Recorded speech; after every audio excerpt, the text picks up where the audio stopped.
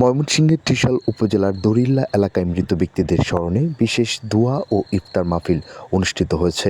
13 March শুক্রবার দরিল্লা এলাকার মাসুম মেম্বারের বাড়িতে এই দোয়া ও ইফতার মাহফিলের আয়োজন করা হয়।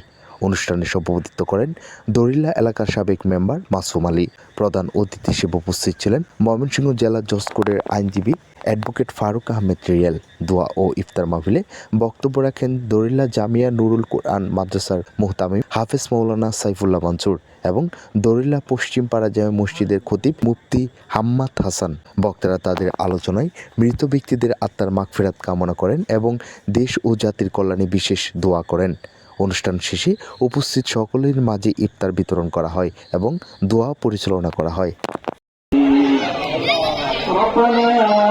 المؤمنين يوم يقوم الحساب الرحيم